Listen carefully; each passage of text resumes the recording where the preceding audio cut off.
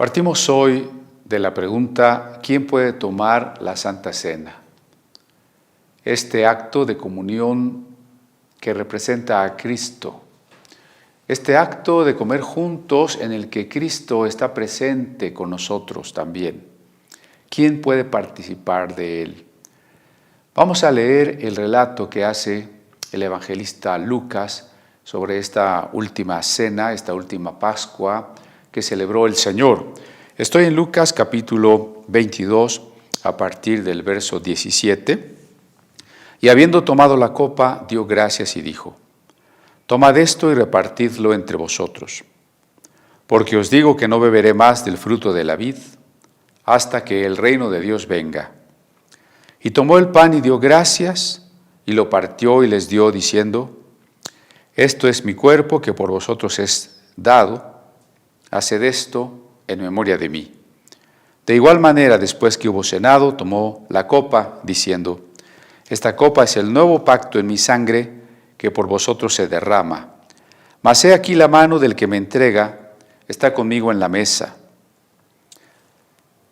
A la verdad, el Hijo del Hombre va, según lo que está determinado, pero ay de aquel hombre por quien es entregado.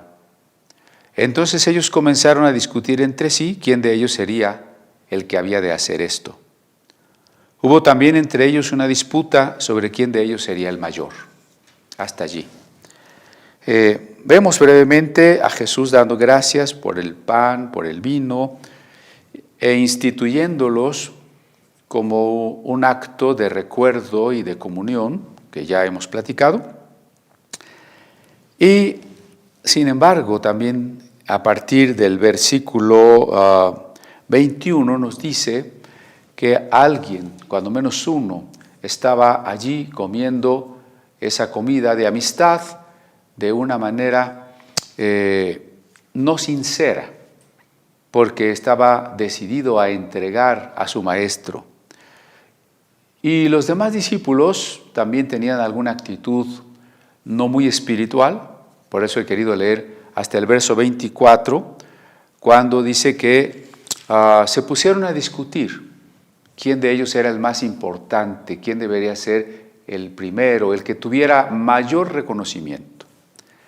Quiero agradecer a varios hermanos que esta semana me han comentado, me han hecho preguntas sobre la plática del domingo pasado, así que vamos a tratar de abundar y vamos a tratar de responder a algunas preguntas, a algunas observaciones que yo agradezco siempre. Estoy atento a las dudas y también a las correcciones que ustedes me puedan hacer.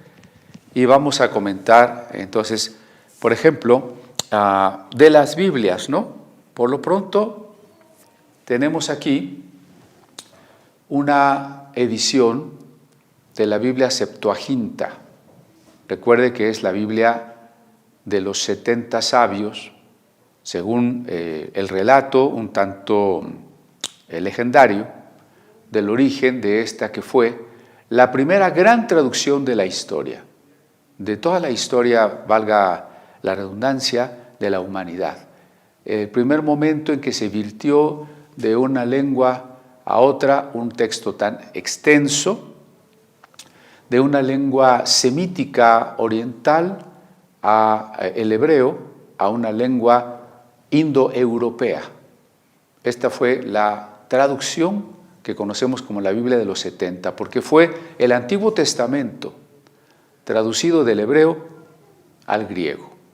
Y con ese acto de traducción, que en realidad duró más de 150 años, fundamentalmente para las comunidades que vivían fuera de Palestina y que hablaban griego, las comunidades judías, y la gran comunidad judía del puerto de Alejandría, donde estaba la biblioteca en la que estuvo también incluida esta Biblia, en la biblioteca de Alejandría.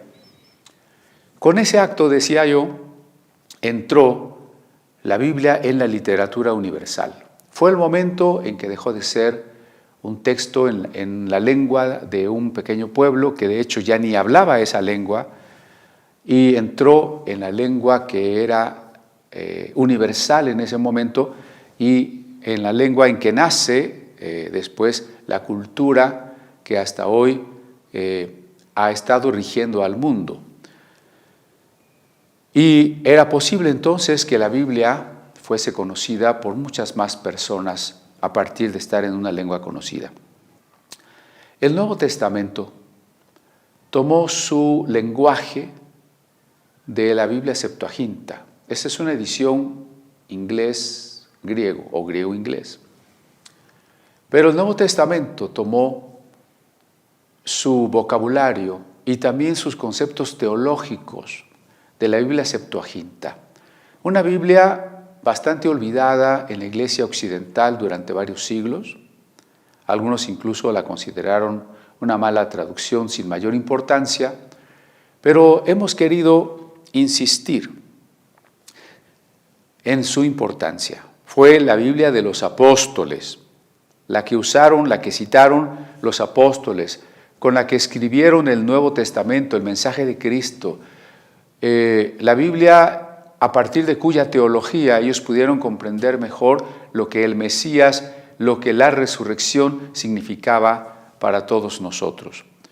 Así que estaremos recordando y estaremos celebrando en diferentes momentos del próximo año también a la Biblia Septuaginta. Bueno, quisiera también hacer una aclaración. El domingo pasado presentamos lo que de manera escueta se podría llamar una Biblia masónica. Y bueno, seguramente eso creó muchas dudas, porque hay muchos cristianos que dicen el cristianismo y la masonería son incompatibles. Y eso es cierto, estoy de acuerdo, aunque también hay que reconocer que hubo muchos religiosos, muchos pastores, muchos cristianos que pertenecieron a logias masónicas, y seguramente hoy hay algunos miembros de logias masónicas que se consideren cristianos. Sin embargo, estoy de acuerdo, en el fondo son dos posturas fundamentalmente distintas. Sin embargo, hay un punto de contacto, cuando menos un punto de contacto, que es el uso de la Biblia. Y la Biblia que se presentó es una Biblia que podríamos llamar de corte protestante, que fue la Biblia del rey Jacobo, traducida en Inglaterra en 1611, y que hasta la fecha es la más usada en el mundo de habla inglesa, la famosa versión autorizada o Biblia del King James. Solamente la edición es una edición masónica, ¿no? Porque quizá alguien se quedó con la idea de que si los masones tienen su propia Biblia, su propia traducción, o si una Biblia de los masones puede ser distinta a la que usamos. No es una Biblia del rey Jacobo, así como si dijéramos una Biblia Reina Valera, solo que la edición tenía los emblemas masónicos y la introducción tenía algunos pasajes o alguna lista de pasajes que se usan en el rito de la masonería, ¿no? Pasajes, ilustraciones, objetos, sobre todo referencias a Salomón, referencias al templo de Salomón, porque masón quiere decir constructor, y bueno, por ello se identificaron, la masonería nace en el siglo XVII de un grupo protestante precisamente, tratando de identificarse con el templo de Salomón. Bueno, hasta ahí el asunto de las Biblias. Ahora, vamos a leer en griego, sobre todo los versos 19 y 20, que contienen, entre otras cosas, las palabras del Señor al entregar el pan y al entregar el vino a sus discípulos. Vamos a leerlo en griego, los versos 19 y 20. También, bueno, ya decía yo que la Septuaginta pues es una traducción al griego y que el Nuevo Testamento nace en esa lengua. Por tanto, si el Nuevo Testamento habla de Cristo, Cristo es el clímax de la revelación. Y lo que nos narra acerca de la persona, la obra de Cristo, la doctrina de los apóstoles, que es el Nuevo Testamento, está en griego. Entonces el griego sirvió como vehículo, como lengua, para traernos el clímax de la revelación. De ahí la importancia de esta lengua. Y lo digo muy al propósito de quienes quieren idolatrar cualquier lengua. A veces el hebreo, a veces el latín, el arameo o el propio griego, ¿no? Simplemente las lenguas son vehículos. Dios nos habla en todos los idiomas, a todas las naciones del mundo. Pero es importante hacer notar que todo lo referente a Jesús quedó plasmado en el griego. Bueno, así los versos 19 y 20 dicen que labón arton efcharistisas eklasen que edo que naftis legon tuto estinto somamu to hyperimondi domenon tuto piite istinimin anamnisin que topotirion osaftros metato dibnese legon tuto to potirion y keni diatiki intisametimu to hyperimon en ginómenon. Ahora vamos a leerlo despacio, perdón. Que labón artón y tomando un pan,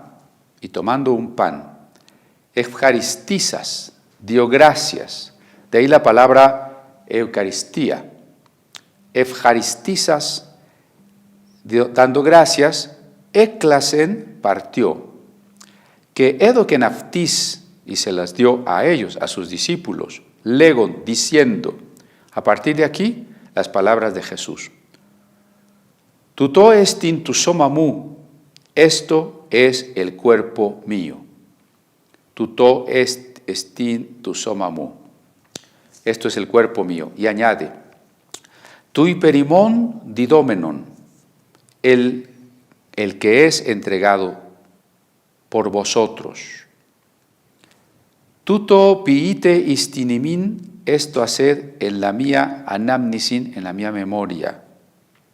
Y el verso 20, que topotirion, osaftos, y la copa igualmente, metatodibnice, después de la cena, legon, diciendo, tuto topotirion, otra vez las palabras del Señor, esta, la copa es, y keni diathiki, la nueva alianza, en to hematimu, en la sangre mía, to hyperimon en ginómenon, la que por vosotros es derramada. Esta la copa es de la nueva, esta la copa es la nueva alianza en la sangre mía, la que por vosotros es derramada. Estas son las palabras de Jesús que yo quisiera que tengamos siempre presentes. Retomo el término efcharistisas, dando gracias.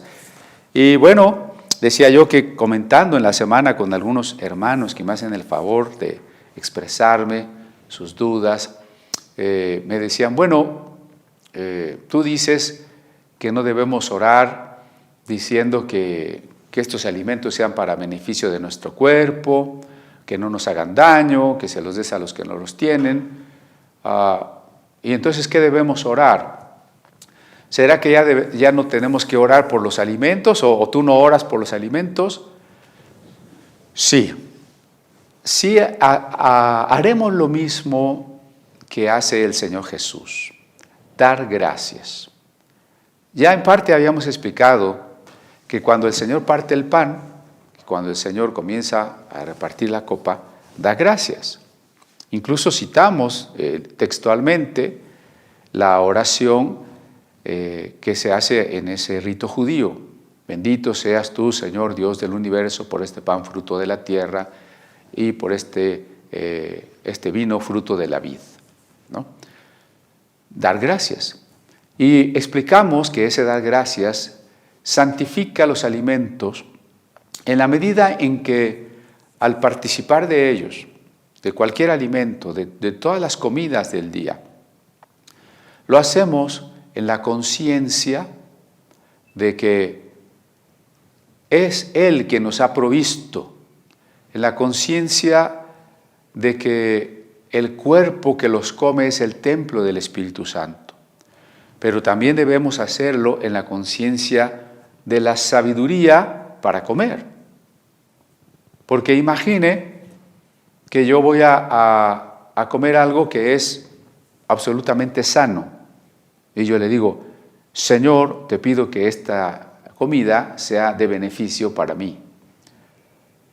Bueno, es una oración innecesaria, porque el acto de comer ya es un beneficio para nuestro cuerpo, y comer sanamente redundará, aún para una persona que no orara, en beneficio de su cuerpo. Y viceversa. Si yo no debiera comer grasas, si yo no tendría que comer azúcares, y me preparo mis comidas grasosas y mis pastelitos y demás, mi refresco bien lleno de azúcar, y digo, Señor, que estos alimentos me beneficien, que no me hagan daño, ¿acaso Dios va a decir, bueno, pues está comiendo lo que no debe, pero ya me pidió que no le haga daño, entonces yo voy a hacer que no le haga daño, que este diabético se coma esos pastelitos y que no le haga daño? Por supuesto que no, eso es una especie de absurdo, ¿no?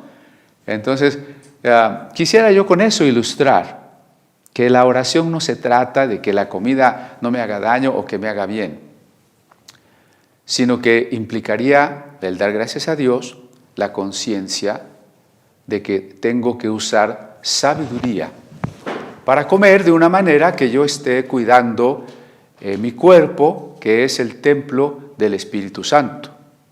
Y además, y esto es en lo que más hemos insistido, toda comida compartida con alguien más debe ser un momento en el que comer juntos esos alimentos refuerce la amistad, el amor, la conciencia de ser hermanos, de ser familia.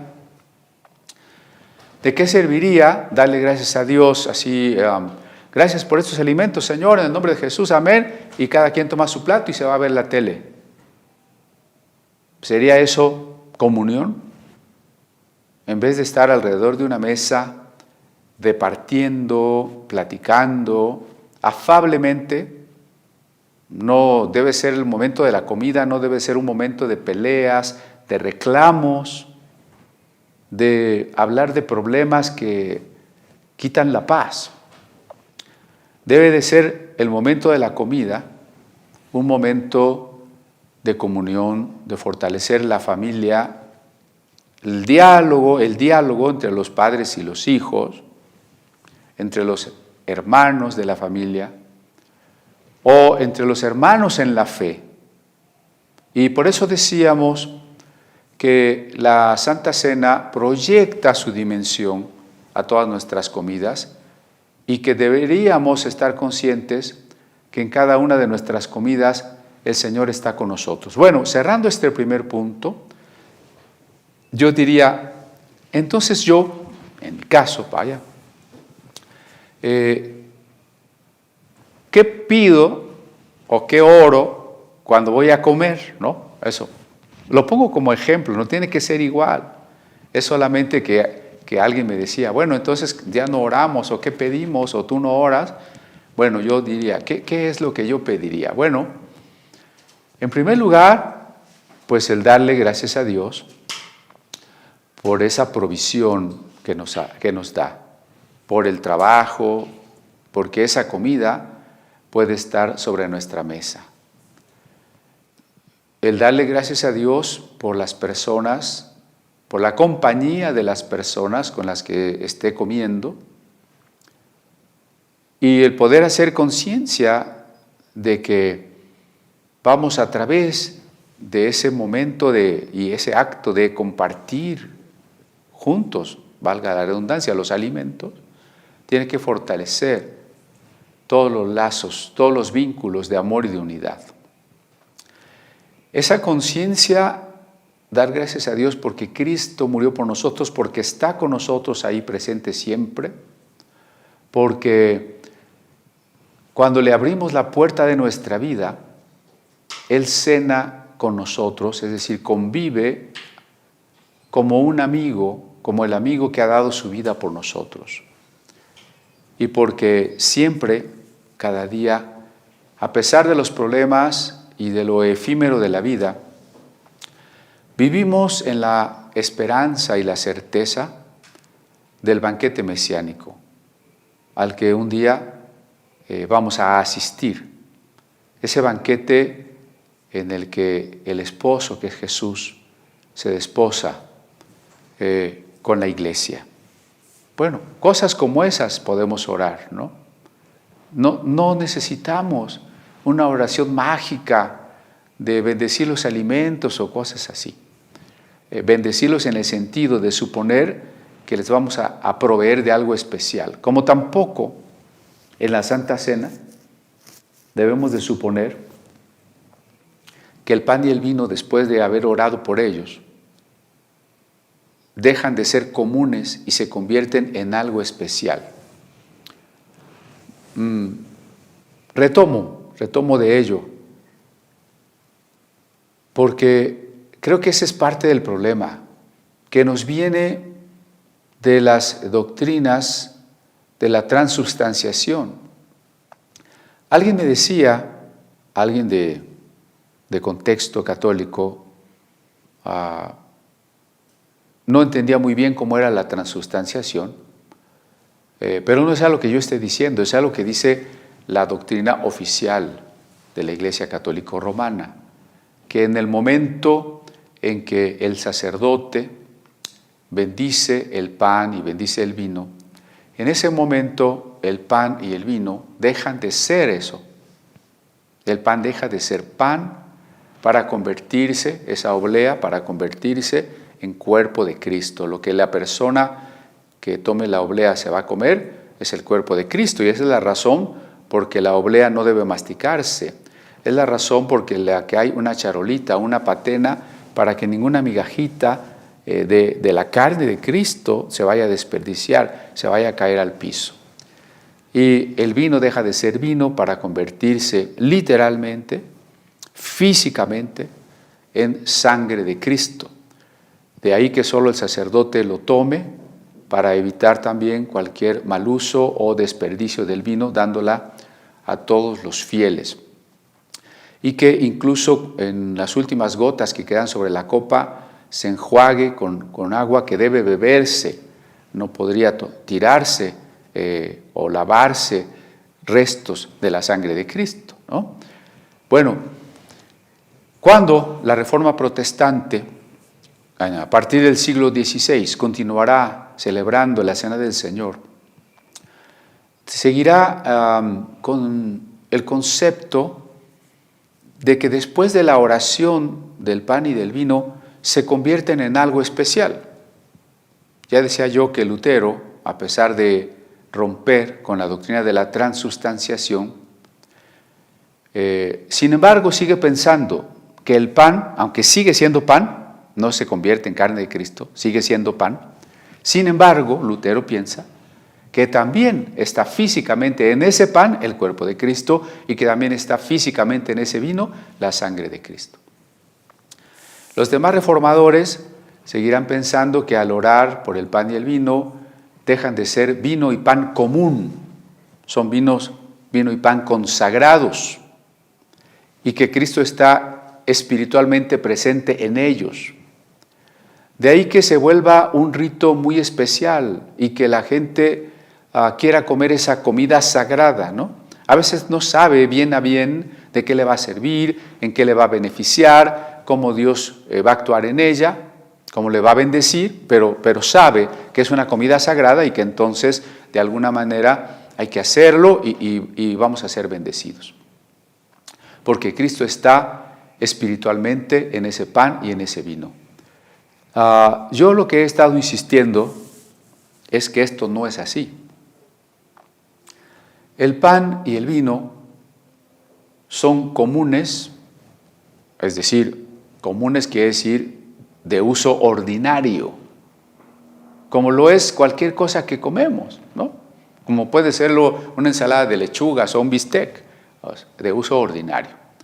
¿Qué sucede cuando vamos a comer y le damos gracias a Dios? Pues sucede que santificamos los alimentos. ¿Y qué quiere decir eso? Bueno, creo que ya lo explicamos bastante en la reflexión pasada. Significa que reconocemos que Dios es el que los ha provisto para nosotros, que los valoramos así como un don divino y que los usamos sabiamente para alimentar un cuerpo que pertenece a Dios, nuestro cuerpo que pertenece a Dios, nuestro cuerpo que es templo del Espíritu Santo. En ese sentido, todo lo que entra en la vida del cristiano es santificado porque el cristiano es santo, porque el cristiano es alguien que ha rendido su vida noche y día, siempre, los 365 días del año, al señorío de Cristo.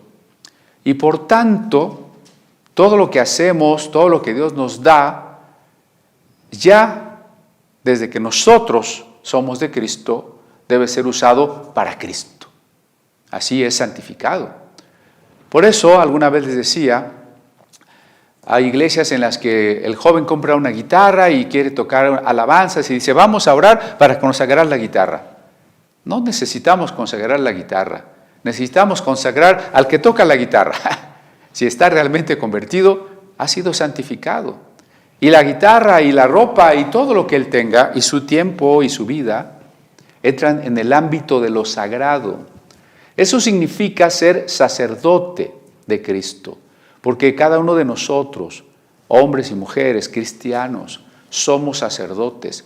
Por tanto, el sacerdote, pues es una persona sagrada. Sacer, del latín, viene de la raíz sacro, santo. Hay que avisarle a algunos judaizantes que hacen unas etimologías ahí bastante absurdas, ¿no?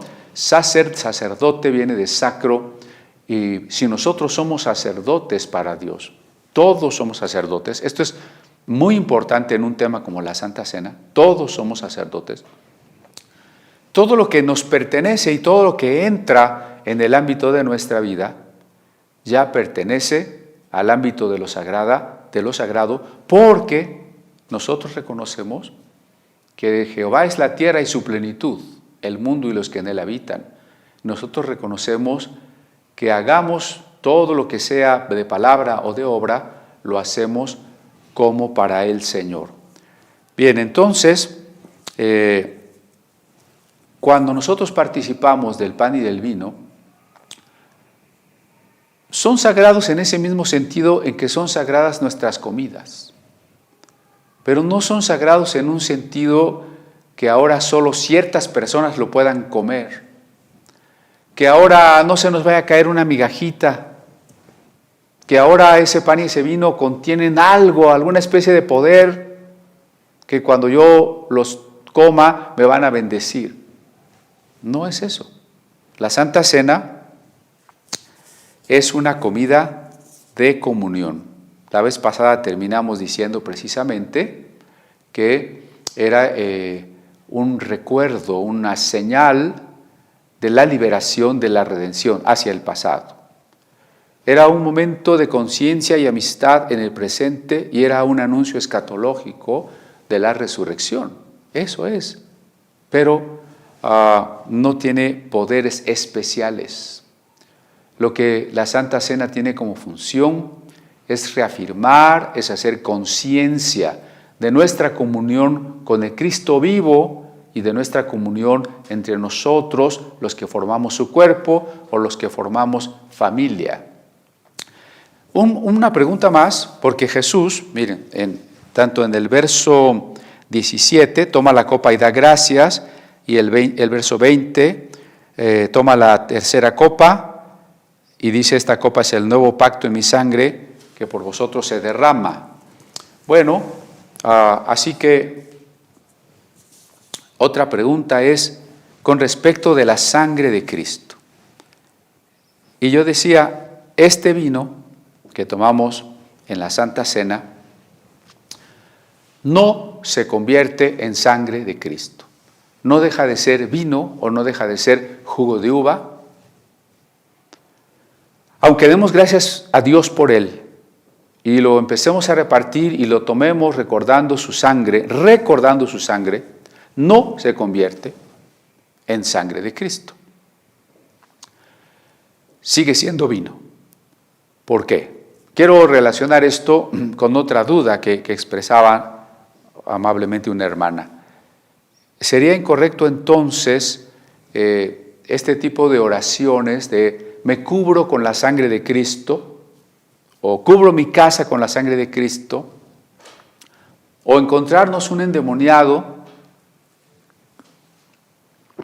y querer cubrirlo con la sangre de Cristo para que el demonio tenga que huir porque el demonio no soporta la sangre de Cristo.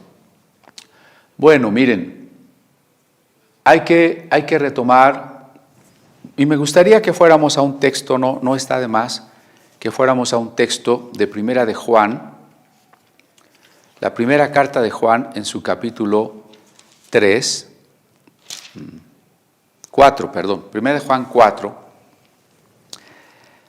dice lo siguiente: Amados, no creáis a todo espíritu, sino probad los espíritus si son de Dios, porque muchos falsos profetas han salido por el mundo.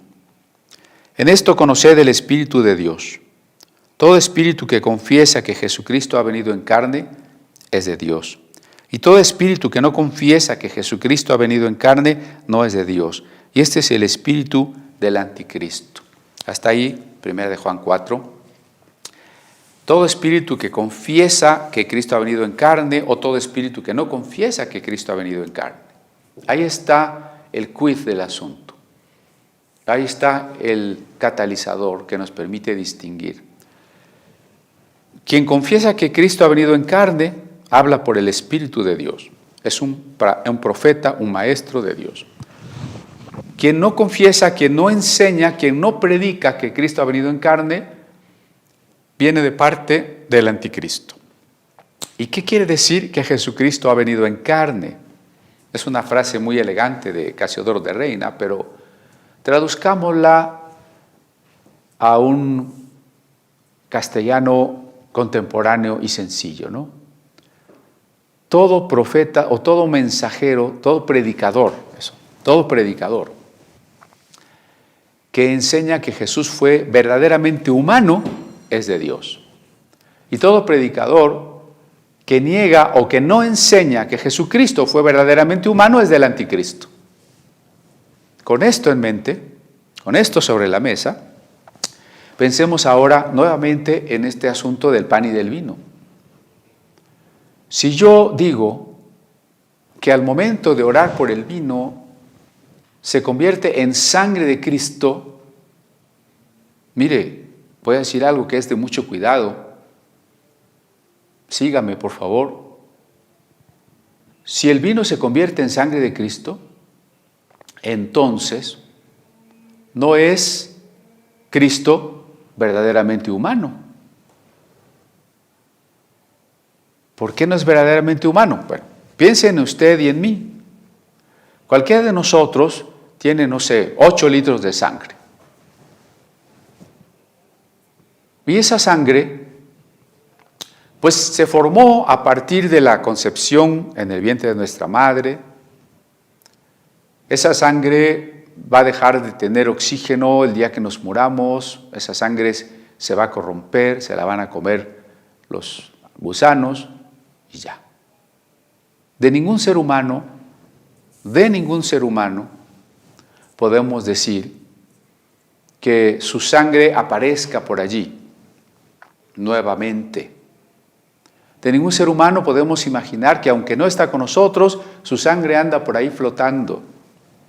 Usted me dirá, bueno, eso es absurdo. Claro que es absurdo, pero si estamos diciendo que Jesús fue verdaderamente humano, entonces ¿por qué suponemos que su sangre es no humana?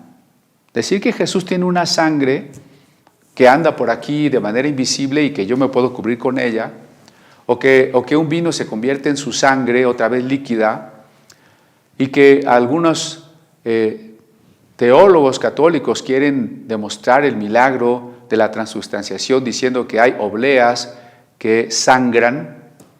Todo eso implica que Jesús tendría una sangre que no es sangre humana, que otra cosa sería, si es que fuera sangre, que puede ser un líquido que tenga miles de litros para que todo el mundo se cubra con ella, que tenga millones de litros para que cada vez que se ora por una copa, esa sangre vuelva a aparecer. No sé si me estoy explicando, que atribuir literalidad a que hoy la sangre de Cristo esté sobre nosotros es separar a Cristo de su propia sangre. Suponer que aquí está Cristo en el cielo y su sangre por acá flotando en el mundo es separar a Cristo de su propia sangre, separar uno de sus elementos, como si eso fuera posible. Y usted tal vez diga, bueno, pero es que Cristo es Dios, es una sangre divina. Si usted me dice que es una sangre divina, entonces, ¿qué pasa con la humanidad de Cristo? Cristo era Dios, por supuesto. Cristo sigue siendo Dios, por supuesto. Pero el cuerpo que Jesús tuvo en la tierra es un cuerpo humano. Jesús no tuvo en la tierra un cuerpo divino, tuvo un cuerpo humano. Aunque Él es Dios y nunca dejó de ser Dios, su encarnación significa que Él tuvo o que Él fue, que Él se convirtió en un cuerpo humano. Y los huesos y la carne y la sangre son parte del cuerpo. La sangre de Cristo es una sangre humana, como su cuerpo fue un cuerpo humano. Cuando una persona quiere decir es que la sangre de Cristo es divina, tal vez no está pensando que eso implicaría negar la humanidad de Jesús. Jesús fue muerto en la cruz y fue sepultado precisamente porque sus huesos, porque su carne, porque su sangre eran plenamente humanas. Y Jesús resucitó. No murió como Dios y no resucitó como Dios. Murió en su cuerpo y resucitó en su cuerpo. Por tanto, si cuando Jesús murió su carne, sus huesos, su sangre, cuando Jesús resucitó su carne, sus huesos, su sangre. Y no podemos separar a Jesús ni de sus heridas, ni de sus llagas, ni de su sagrado corazón, ni de su sangre. Ni podemos al mismo tiempo pensar en un Jesús glorificado a la diestra del Padre y en un pequeño niño Jesús en el pesebre hoy. Ni en un niño Dios sentadito en una silla que hay que llevar a bendecir. Jesús es un hombre maduro, porque murió alrededor de los 33 años, resucitado, glorificado. Y como leímos en la carta a los Hebreos, una vez que Él puso su vida por el pecado, resucitó y vendrá en gloria sin ninguna relación con el pecado. Cristo no está derramando su sangre todo el tiempo como un río que no termina de fluir por nuestros pecados. Entonces, ¿qué sentido tendría aquel grito de la cruz? Todo está consumado. No podría decir Jesús, todo está terminado, si por 20 siglos su sangre tiene que salir fluyendo, seguir fluyendo, para que nos perdone cada uno de los pecados, para que nos guarde de cada uno de los demonios todos los días y de todos los peligros cubriéndonos. Eso no es una sangre humana, eso no es no entender que la muerte de Cristo fue real, física, histórica, en el tiempo y en el espacio. Cuando Jesús fue flagelado con los látigos, sangró. Cuando le coronaron con las espinas, sangró. Cuando le clavaron en sus manos y sus pies, sangró. Cuando traspasaron su costado, sangró. Así que cuando Él muere, está prácticamente exangüe. Es decir, su cuerpo se vació de su sangre. ¿Y dónde quedó su sangre? Y es terrible decirlo, pero vean a qué grado Dios estuvo dispuesto a ofrecer su vida por nosotros. Esa sangre cayó en la tierra. Cayó allí, en el lodo. Y luego el cuerpo de Jesús exangüe fue sepultado. Y luego Jesús resucitó. Y ahora su cuerpo, su sangre, sus huesos están glorificados. Y no pueden ser ya sacrificados por el pecado. Suponer que cada misa, que cada momento que se realiza una transubstanciación, una santificación del pan y del vino, Jesús vuelve a ser sacrificado, es negar la resurrección.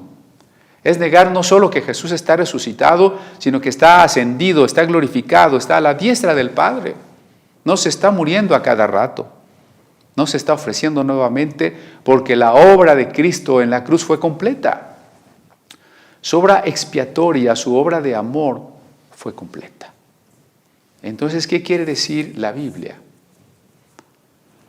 Cuando nos enseña que nosotros somos lavados de nuestros pecados por su sangre. Bueno, esta es una forma metafórica de hablar.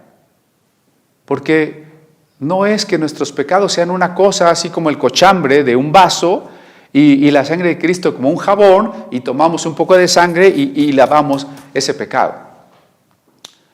No es así. Aunque sea en el ámbito invisible, espiritual, no es así. Lo que significa que la sangre de Cristo lava nuestros pecados es que la vida está en la sangre. La sangre representa la vida. Cuando Jesús derramó su sangre, por tanto estaba derramando su vida. ¿Y por qué estaba derramando su vida? Porque nos amaba. Y porque nos amaba, Él estaba perdonándonos. Entonces, cuando metafóricamente el apóstol Pedro dice, fuimos lavados de nuestros pecados con su sangre preciosa, lo que está diciendo en términos rituales del judaísmo, para ilustrar el tema, es que con la muerte amorosa de Jesús quedó evidente y garantizada el perdón de nuestros pecados.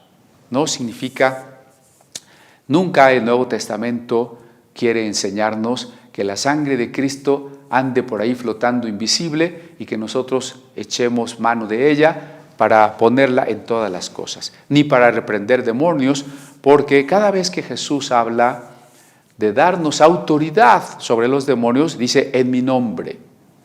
Y cuando Pedro o Pablo echaron demonios, dice en el nombre de Jesús. No encontramos versículos en el Nuevo Testamento que digan, por la sangre de Cristo te echo fuera demonio. Ni Jesús nos ordenó. Les voy a dar autoridad para que en mi sangre echen fuera demonios. En mi nombre. ¿Y eso qué quiere decir? Nombre quiere decir persona. Quiere decir su autoridad, su persona, la representación que nosotros tenemos de Él, porque Él vive en nosotros. Entonces, hermano, en este sentido de la metáfora ritual, ¿cuándo quedamos cubiertos con la sangre de Cristo? Pero de manera metafórica, porque la sangre de Cristo fue derramada en su muerte y resucitó y es ahora sangre gloriosa, ya. Pero ¿en qué sentido nosotros estamos cubiertos con la sangre de Cristo? Recuerde que el sumo sacerdote entraba una vez al año en el lugar santísimo y ponía sangre sobre la tapa de la caja de la alianza, sobre el propiciatorio del arca del pacto, para mostrar con ello, de manera simbólica, insisto, no mágica, simbólica, que Dios no miraría la ley guardada ahí en la caja y que el pueblo había quebrantado, sino que Dios miraría una vida ofrecida. Ese ritual del Yom Kippur, ese ritual del Día del Perdón, una vez al año, que oficiaba el sumo sacerdote, anuncia que cuando nosotros creemos en Jesús, cuando el Espíritu Santo nos toca, nos invita a la conversión y nosotros respondemos y decimos, sí, Señor, quiero reconocer, quiero confesar a Jesús como mi Señor y Salvador, en ese momento estamos aceptando el perdón de nuestros pecados. En ese momento Dios no nos está viendo pecadores como somos, nos está viendo santos en Cristo. Eso es lo que significa que hemos quedado cubiertos por la sangre de Cristo. ¿Y cuándo sucedió eso? El día de nuestra conversión. Y desde el día que nos convertimos, nunca nos hemos salido de esa manera en como Dios nos ve, santos.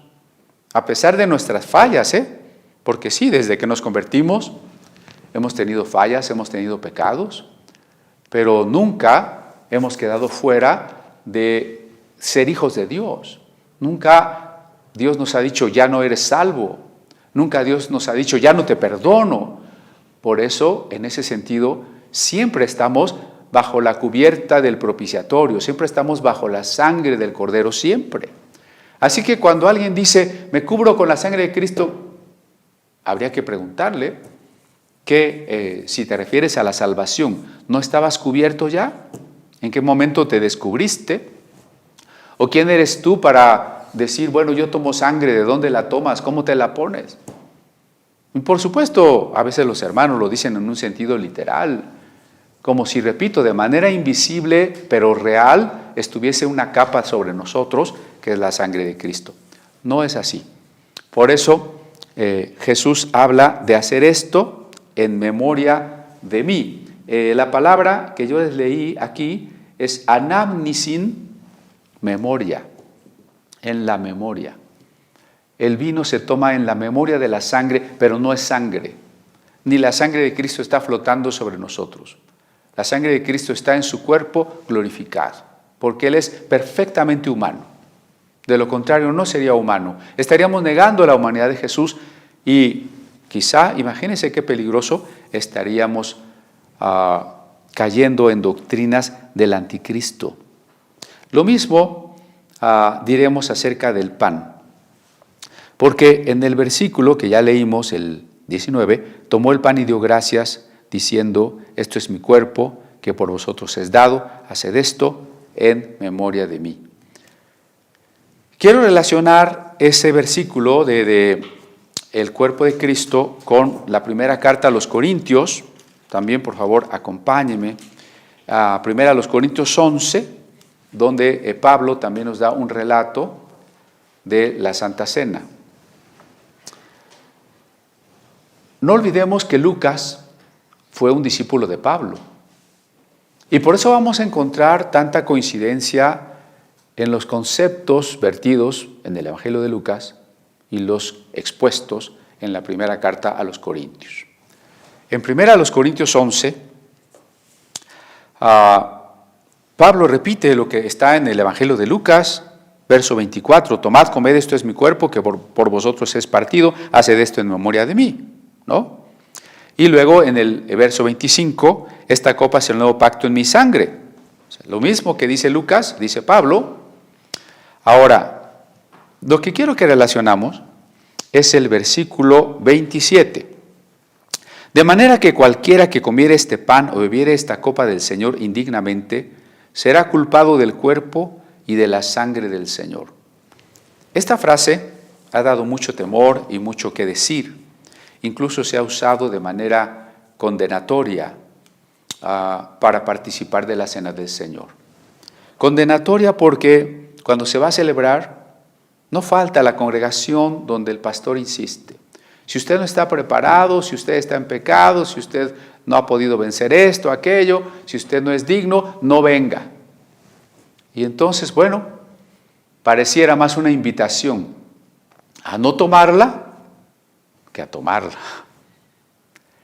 Y como les decía alguna vez, pues parece que solo las 2, 3 viejitas que ya no pecan son las que pasan a tomar la Santa Cena, ¿no? Y el pastor. No, no se trata de eso.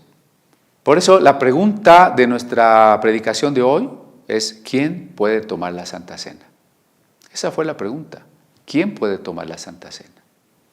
Muchos cristianos sinceros tienen temor y dicen, pues yo no quisiera tomarla porque no quiero que Dios me castigue. Yo no soy digno. Muchos cristianos no se sienten dignos por la sencilla razón de que todavía fallamos, por supuesto. Pero bien, analicemos el versículo de Lucas y de Corintios, la orden del Señor. Repartan y coman.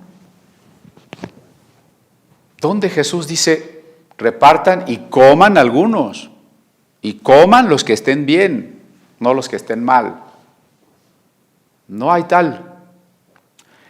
Cuando Jesús ordena, repartan y coman, no está poniendo condiciones. Fíjese, por favor, tome nota de ello. Jesús no está poniendo condiciones. A tal grado que Judas comió el pan y bebió la copa. Si Jesús estaba presidiendo el pan y el vino en ese momento, y las personas indignas no debieran tomarla, Jesús hubiera dicho, el relato sería diferente. Jesús no hubiera dicho a Judas, come conmigo del pan remojado en el plato, mira, come. Hubiera dicho, todos pueden comer, menos Judas. Ni Pedro tampoco, porque me va a negar. Ni Juan ni Jacobo, están discutiendo qué va a hacer yo. Ya, yo no sé, de los 12, se me hace que lo van a tomar 2. Por favor, absténganse. Eso diría el relato. Pero no dice eso. El relato dice a todos, incluido Judas, incluido el voluble de Pedro, los vanidosos de los demás discípulos que discuten, yo quiero ser el más importante. Todos coman, todos repartan, todos coman. Entonces, primero, es una orden positiva, incondicional. Lo mismo en cuanto al vino. Bebed todos de ella. Es más, creo que aquí afirma, ¿no?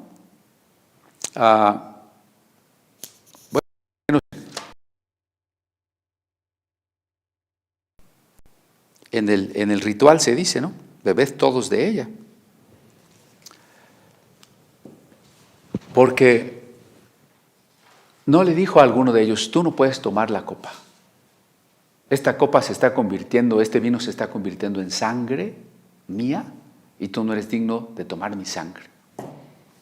No, Jesús no. Por supuesto, tampoco Jesús dijo, esto es mi cuerpo, esto ya es carne, este vino ya es sangre. No dijo así. Dijo, haced esto en memoria. Memoria. Si fuera literalmente sangre y carne, no sería memoria, sería sacrificio. Y Jesús no estaba realizando un sacrificio esa noche en la Pascua antes de su sacrificio real en la cruz. Estaba estableciendo un memorial, un memorial. Entonces, ese es el primer punto, ¿no? ¿Quién puede tomar la Santa Cena? La orden de Jesús y la orden de Pablo en Corintios es positiva e incondicional. Coman y beban. Así, por ejemplo, en el verso 28 de Corintios 11, por tanto, pruébese cada uno a sí mismo y coma así del pan. Vean que no dice pruébese. ¿Qué tendría que decir este verso? Como lo entienden algunos. Tendría que decir en el 28, por tanto, pruébese cada uno a sí mismo y si no es digno, no coma. No dice eso. Dice, pruébese y coma del pan y beba de la copa. Eso dice el 28. Es una orden positiva e incondicional. Porque no olvidemos que no son elementos mágicos. No me canso de decirlo. Quitémonos ya ese concepto de que son elementos especiales, bendecidos, santificados, en ese sentido mágico. No lo son. Lo santo es que entren al ámbito de nosotros que somos sacerdotes. Lo santo es el momento, es la amistad que se da alrededor de la mesa. Eso es lo santo. Volvamos al verso 27. El que coma del pan o beba de la copa del Señor indignamente será culpado del cuerpo y de la sangre. Dice, caray, yo no quiero ser culpado del cuerpo y de la sangre. Entonces no sé si soy digno o no soy digno, mejor me abstengo. Esa es la postura de muchos cristianos, ¿no? O de algunos ministros. A ver, el hermano fulanito no está bautizado, el hermano perenganito está en adulterio, la hermana sutanita no ha venido a los cultos. A ustedes no pueden tomar la Santa Cena, están excomulgados, es decir, fuera de la comunión, no pueden tomar la Santa Cena. Bueno, yo no encuentro en este pasaje de Corintios, ni en ningún otro, por supuesto, que se autorice a alguien a impedir la Santa Cena para otro. ¿Dónde dice, queridos pastores, amados pastores, que llegan a predicar, que alguien no tome la cena? ¿Dónde dice aquí que nosotros le podemos prohibir la Santa Cena a alguien? Si así tuviese que ser, lo diría. ¿Cómo va a haber un tema tan importante y que la Biblia haya olvidado? No podemos prohibirle la Santa Cena a nadie. Ninguno tiene autoridad. Ninguno de nosotros, sea lo que sea, tiene autoridad para prohibirle a nadie participar de la Santa Cena. Pero subsiste la pregunta, pero si no soy digno, y aquí yo quisiera que ponga atención en la gramática, porque dice lo siguiente: el que come y bebe indignamente. Indignamente es un adverbio, para que se le facilite. Las palabras terminadas en mente son adverbios, es decir, califican a los verbos, ¿no? Si yo dije comí rápidamente, rápidamente es un adverbio de cómo comí, ¿sí? Si yo dije me dormí profundamente, profundamente es un adverbio de cuánto me dormí, ¿de acuerdo? Entonces, comer indignamente, indignamente es un adverbio. Y si es un adverbio, ¿qué califica? Ahí está el punto, ¿eh? ¿Qué califica? No a las personas, sino al verbo comer o al verbo beber. Esto es muy importante, ¿sí? Indignamente es una manera de comer o una manera de beber, no la persona. Esto es lo primero que debemos de dejar así, bien clarito. No hay personas indignas. Cuando nosotros invitamos a tomar la Santa Cena, no estamos separando en dos a la congregación, los dignos y los indignos. No podemos hacer eso. Mire, piénselo desde este punto. Cuando el Señor Jesús entró en nuestra vida, cuando nosotros creímos en Él, cuando nos lavó nuestros pecados, nos hizo dignos. Con todos nuestros pecados y nuestras fallas y nuestras actuales imperfecciones, por la muerte de Cristo, por la sangre de Cristo, por el amor de Cristo, nosotros hemos sido hechos dignos de que Él viva en nosotros, de ser templos de su Espíritu, de ser hijos de Dios, de estar en íntima comunión y reconciliación con nuestro Padre Celestial. Si no hemos entendido eso, no hemos entendido qué significa ser cristianos. Si hemos creído en Jesús, somos todo eso. Hijos de Dios, templos de su Espíritu, redimidos, justificados, santificados, reconciliados. Entonces no me venga a decir que hay hermanos que no son dignos, porque no somos dignos en nosotros mismos, por lo que hacemos o por lo que dejamos de hacer. No somos dignos por lo que hemos logrado o por cómo nos portamos. Somos dignos porque Cristo nos ha hecho dignos, porque Dios nos ha hecho sus hijos santificados. Entonces, en la Santa Cena, no vamos a partir a la iglesia en dos, los dignos y los indignos. Todo creyente es digno. Todo creyente es digno. No por él, sino por el Cristo que está en él. Ahora, tomar la Santa Cena, tomar el pan y el vino, es tomar el símbolo del Cristo que está en nosotros. Imagínense la inconsecuencia que sería. Es que yo no puedo tomar la Santa Cena. Oye, ¿y Cristo está en ti? Sí.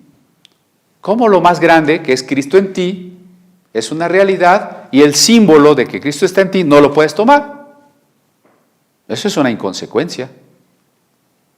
¿Por qué? Porque la Santa Cena está estipulada como comida fraternal para todos los creyentes, para todos aquellos que tenemos a Cristo en nosotros y que sabemos que Cristo come con nosotros.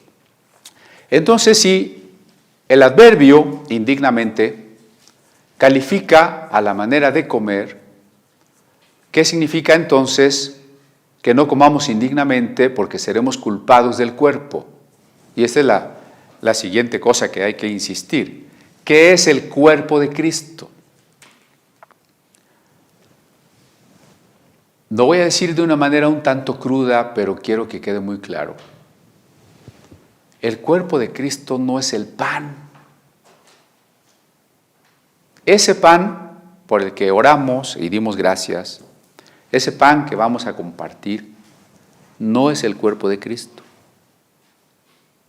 Ah, caray, no, ese pan representa, es en memoria de, nos recuerda a, es símbolo de el cuerpo de Cristo. Y entonces el cuerpo de Cristo tiene dos dimensiones.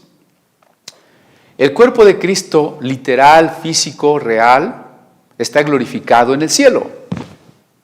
No es un pan. El cuerpo de Cristo está glorificado en el cielo. Claro, ya hemos hablado de los términos cielo en sentido simbólico, ¿no? Y en el sentido místico, comunitario, el cuerpo de Cristo somos los creyentes. El cuerpo de Cristo somos los creyentes. Por tanto, el pan representa dos cosas. Ese cuerpo de Cristo que ahora está glorificado, pero que en algún momento de la historia fue quebrado, fue asesinado sobre la cruz del Calvario. La segunda cosa que representa el pan es a nosotros los creyentes. 1 Corintios 10, versículo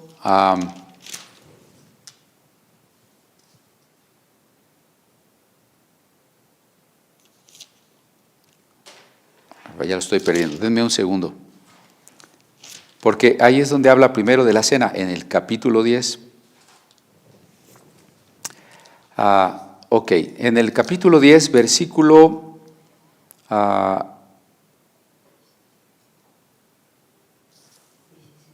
16. Gracias. La copa de bendición que bendecimos no es la comunión de la sangre de Cristo. El pan que partimos no es la comunión del cuerpo de Cristo. Siendo uno solo el pan, nosotros con ser muchos somos un cuerpo. Pablo no dice que el pan y el vino se conviertan en carne y sangre, sino que son una forma de que nuestra comunión exprese lo que Cristo hizo por nosotros. Y que el pan representa que nosotros como granos de trigo ahora somos un solo pan. Aunque éramos diferentes granitos de trigo, ahora somos un solo pan.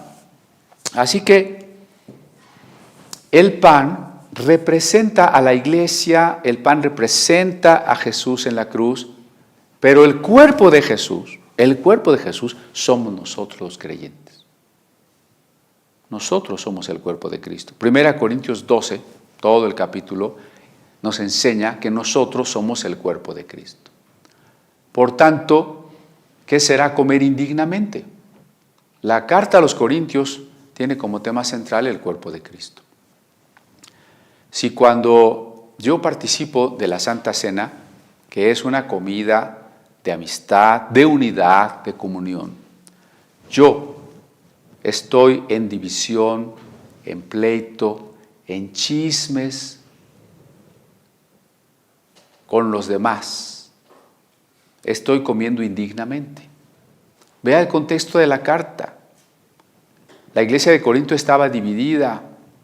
El capítulo 11 dice más, dice que algunos comían hasta hartarse y otros ni siquiera habían comido nada y otros incluso estaban borrachos. Cada quien veía por sí mismo. Por eso Pablo nos había advertido en el capítulo 8, nadie busque lo suyo propio.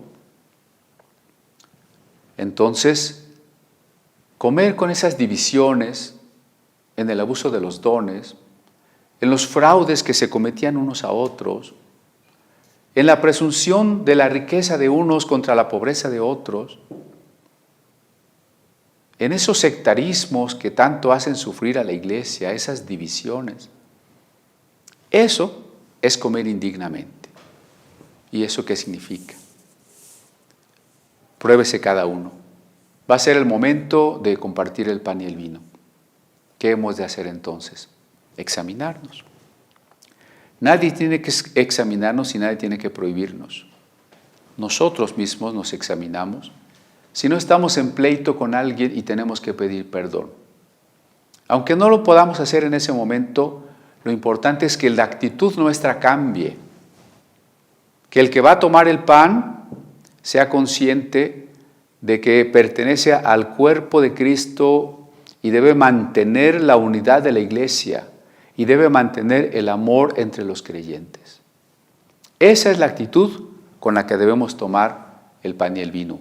Porque si nosotros tomamos el pan y el vino que representan la comunión y al mismo tiempo estamos destruyendo a la iglesia, el Señor nos va a reprender. Aquí lo dice en Corintios, el Señor nos va a castigar. Por último, no diga, bueno, entonces mejor no tomo. La orden es tomar.